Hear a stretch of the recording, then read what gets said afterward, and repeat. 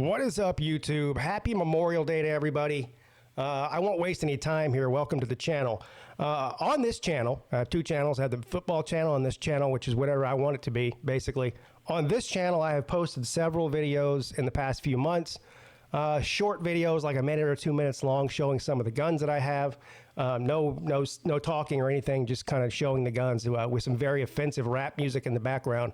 To piss you all off. But anyway, on some of those videos, I got requests from people say, hey, Pete, can you just show us all of your guns instead of, giving us these pointless 2 and 3 minute long videos with rap music in the background. So here we are. That's what I'm going to do today.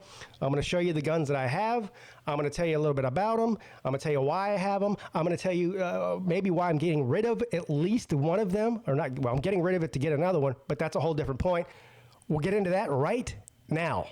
All right, so one thing that you'll notice about my small collection here is that I like a lot of gun for a little bit amount of money.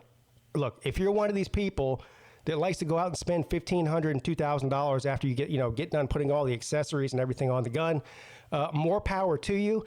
I don't have that kind of money. I'd rather have a good-looking, reliable firearm for the least amount of money possible.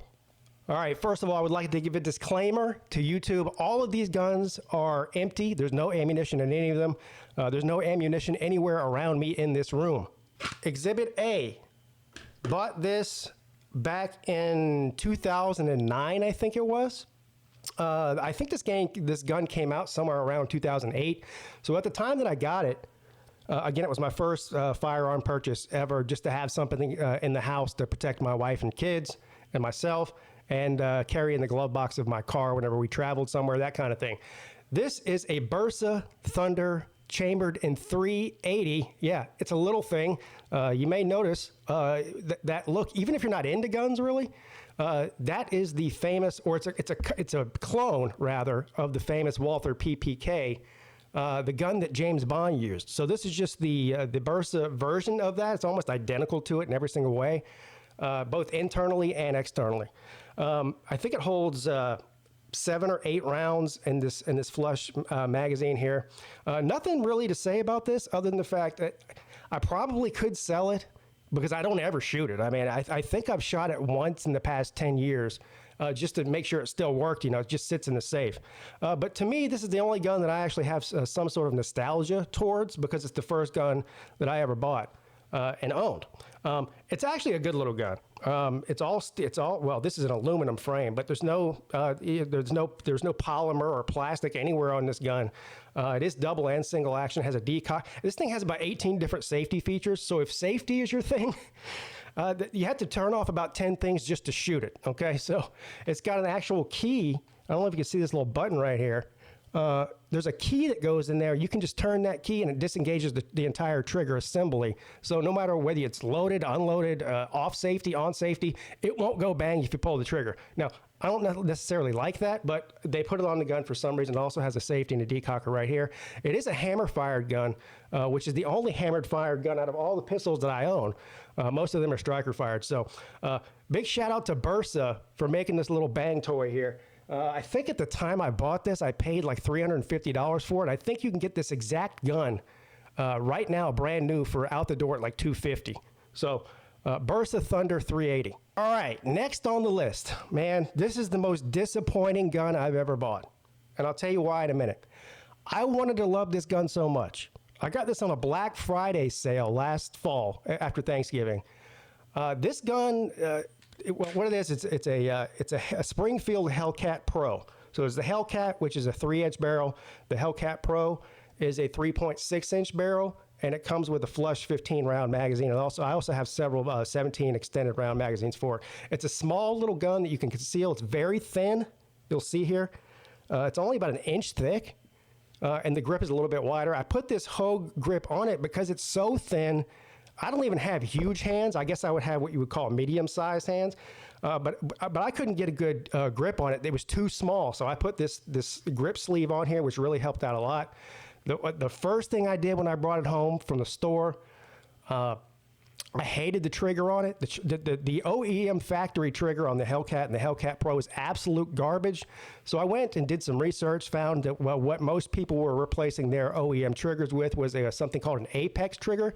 It's not just the trigger shoe either. It's the trigger shoe and the entire striker spring assembly. So it's a whole deal. You have to take the gun completely apart. It was a giant pain in the ass to change the trigger, but it was worth it. This trigger it takes away a lot of that mush and just sort of inconsistency of the factory trigger. And also it looks good. I've put optics on, I've taken optics off, off and on, on and off, on and off. I decided eventually just to leave the optic off of this. This is the only pistol that I own that doesn't have an optic on it. Well, other than the 380. But again, I don't shoot that one anyway. Anyway, I got this little custom red base plate to go here in place of the optic just for aesthetics. That's kind of it. Here's my problem with this gun. I'm looking to sell this gun, actually. I've sold a couple of my guns in the past to buy other guns. I know some people say don't ever sell, only buy. That's great if you got a bunch of money, which I don't. So if I want something bad enough, I might have to sell something to get it, okay? I wanted to love this gun so much. I think it's a good-looking gun. It's extremely reliable gun. Every time I've ever pulled the trigger on this thing, it goes bang. There's no reliability issues or quality issues whatsoever. The only thing is, I'm just not a very good shot with it. Now, you're going to say that's because of you, Pete. It's not the gun. Okay, fine, whatever. All of my other guns, I am somewhat competent and very accurate with. This one, I'm not. I'm just very inconsistent with it. There's something about it. I don't know if it's the grip angle. I don't know if it's the point of aim. I don't know if it's the sight. I don't know what it is. All I do know is, out of all the pistols I own, other than the 380, I shoot this one the worst. And so if I can't shoot it the way I want to shoot it, there's no reason for me to have it, and definitely no reason for me to be carrying it around, which is what I bought it for. It's a carry gun. So anyway, it's a beautiful gun. And a lot of people love these, man. This is one of the best selling pistols in the United States right now. That's how much people love them. And I love it too, just don't shoot it very well. All right, for the budget-minded man or woman, this is about as budget as you get. I'm going to get some hate in the comments from all the Taurus haters out there. Oh, God, who the hell would ever buy a Taurus? This is the Taurus GX4. Taurus has a notorious reputation for making less than quality firearms over the years. I've heard from a lot of people that talk about, I've never had one of their revolvers, but people say the revolvers are good, but their striker file pistols like this are garbage and all of that. A lot of quality control issues with Taurus over the years. Have had new leadership, a new CEO, and they took their gun manufacturing in a totally different direction, I think about 3 or 4 years ago. This is the latest line they've come out with, the GX4 series. So this is the original GX4, and what you'll see here, first of all, this gun is tiny. I don't know how that translates. It's got a 3-inch barrel, and this flush magazine here holds 11 rounds, double stacked.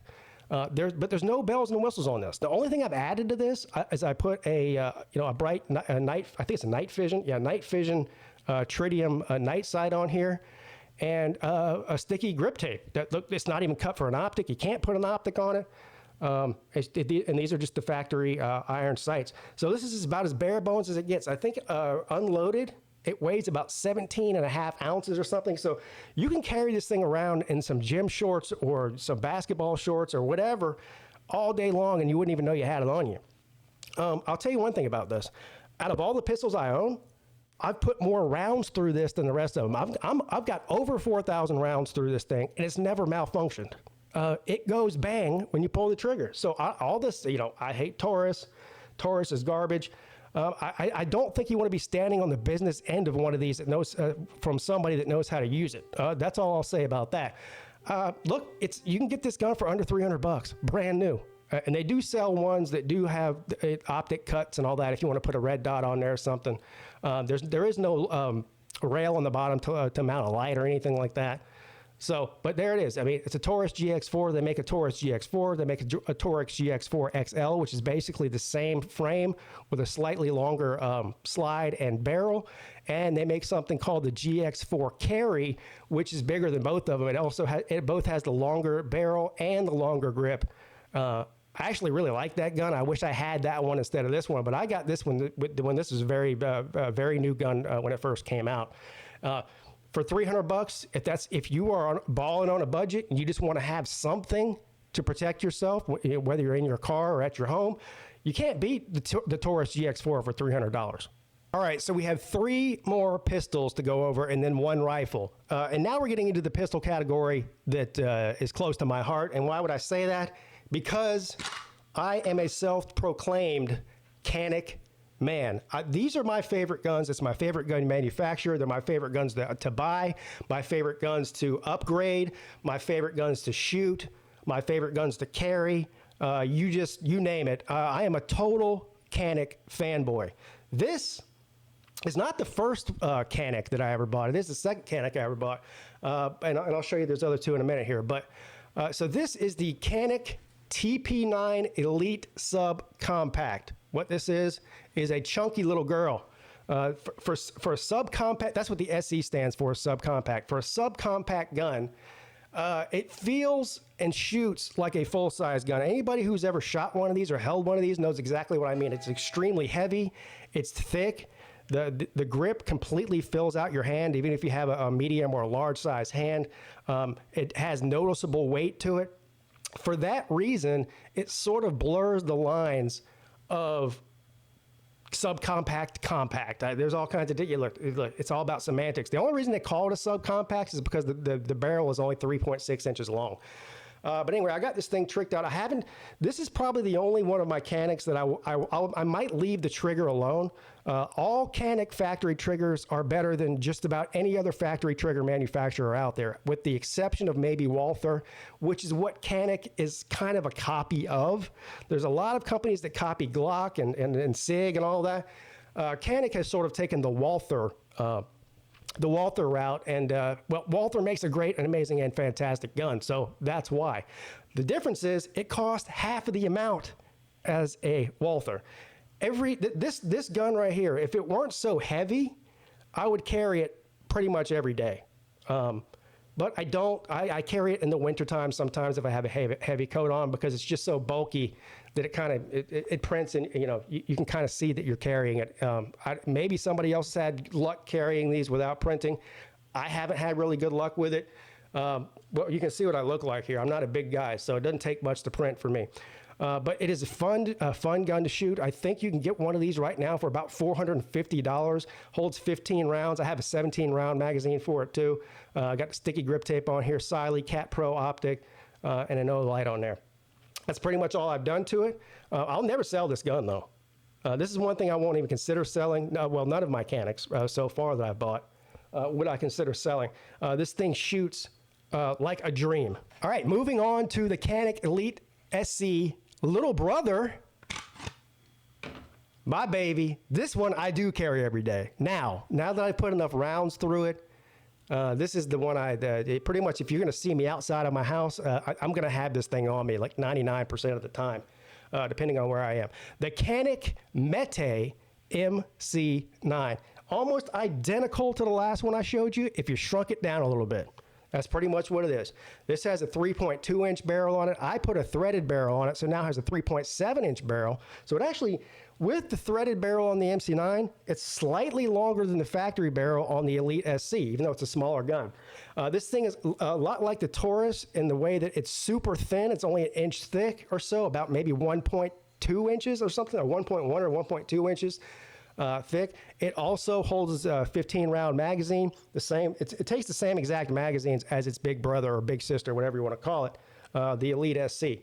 Got the Cat Pro on here. Now, what really set this gun off for me, and I was a little bit hesitant to do this because I just got done bragging about how Canik has the best OEM factory trigger out the door, other than maybe Walther. So they have fantastic triggers in the box. But I put a Freedom Smith trigger on here. This is the Fat Daddy 2, and oh my God, this is a John Wick trigger. All right, everybody.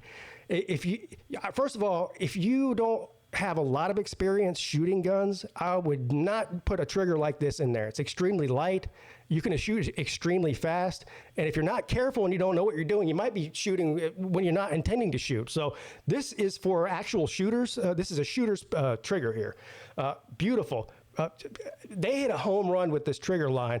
I have another one in my other Canik I'll show you in a minute, a different model or whatever, but it's still a Freedom Smith trigger. This gun is well, I think it's my favorite. It's definitely my favorite as far as what I'm going to carry. It's my favorite carry. It might not be the favorite gun I own. It's definitely my favorite carry, and it's not particularly close. For such a small gun, this thing is ridiculously accurate. And I'm not some sort of expert marksman, master shooter. I mean, I know how to shoot a little bit, but this makes me look like I am an expert marksman. This thing is unbelievable. You can get one of these right now for $300. $300 for a Canik Mete MC9.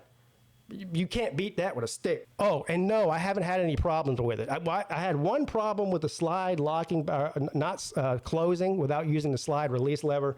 That was my fault. Whenever I was putting in the Freedom Smith trigger in this thing, I bent the slide release spring. So that's on me. That's not Canik's fault. But other than that, thing has been run flawless and zero problems. I've got over 1,500 rounds through it. I haven't had a single problem. And last, but certainly not least, my favorite gun. I know I just got done telling you that my Mete MC9 was my favorite gun. Well, that's my favorite one to carry. I don't carry this one. The Canik Mete SFT. Now, what I've done to it is turned it into a Canik Mete SFT Pro. The only difference between the SFT and the SFT Pro, if you buy them that way out of the gate, is the Pro comes with a threaded barrel. This doesn't. I had to put that in there. And the Pro comes with an upgraded trigger, a Canik flat face 90-degree trigger, or they call it a rival trigger. I put a Freedom Smith in this. So upgrade the trigger, upgrade the barrel. What you have here is now a Mete SFT Pro. Yes, it looks very cool, the color scheme and all that. That's not necessarily what I like about it so much. I mean, people look at it and go, wow, it's a cool looking gun, and it is. I wouldn't care if it was all black or whatever, or FDE or whatever the case is. This is the most fun gun I have ever shot in my life. And again, I know you're going to tell me, well, you haven't shot this gun, Pete. You haven't shot that gun. I've shot a lot of different guns. I've shot a lot of very expensive pistols. None of them shoot as good as this. I'm just sorry to hear to tell you. If you're a Canik hater out there, there's no way you've ever shot one for you to hate it. Because if you shot one, you wouldn't be saying some of the stuff that you guys say. Oh, Canik's a piece of junk, made in Turkey, cheap piece of garbage. This gun right here, I believe, has more wins on the national circuit, the shooting circuit, than any other pistol right now over the past 3 or 4 years. The full-size Caniks, the Canik Mete SFT, the Canik Rival, the Canik Mete SFX, those are all three. These are competition-style guns for serious shooters that know how to shoot. I don't really know what else to say about this thing, other than it's ridiculous. And if you're a fan of shooting and or it's a hobby of yours like it is mine, this is the Cadillac of competition shooting guns. Not necessarily the one I own, but just this entire line that Canik has put out with full-size pistols. They're the real deal. This thing is insanely accurate. It's both at distance and up close. It's extremely flat shooting. The trigger on this thing, even if you don't change the trigger out the way that I did, the trigger on it is freaking ridiculous. It's just an overall a great gun. And again, I've got probably 2,500 rounds for this. I've never had a hiccup with it. Every Canik I've ever owned or shot has been absolutely flawless. So Canik Mete SFT for the win. All right, this might be kind of hard to do sitting down, but I'm going to attempt to do it anyway. Last and certainly not least, are you really an American if you don't own an AR-15? So here it is. See if I can get it in the camera there. It's got a 16 and a half inch barrel on it. This is one of the cheapest AR-15s you can buy.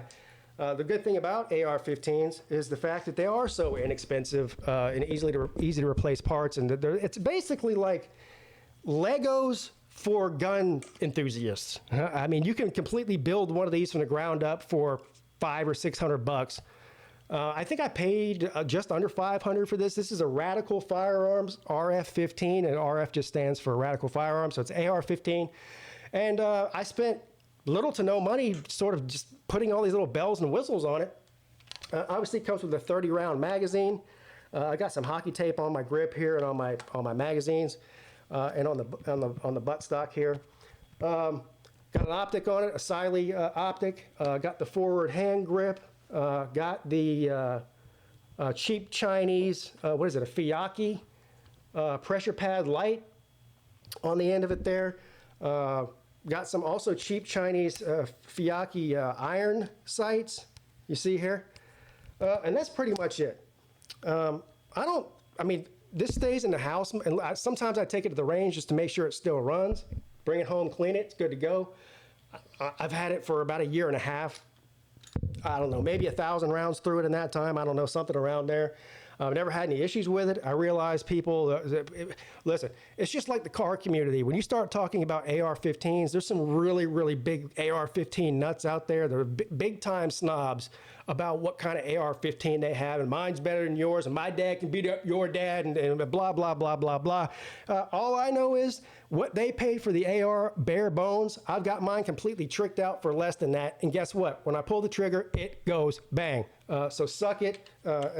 Sorry to hurt your feelings about it, but I think that gun is pretty damn cool, and I'm glad that I have it. So that's it. That's my collection. Once I sell the Hellcat and buy another gun that I really want, eventually, hopefully sooner than later, I'll do an update and let you guys know what I got. Thanks for hanging out. Stay safe out there. Your boy is checking out.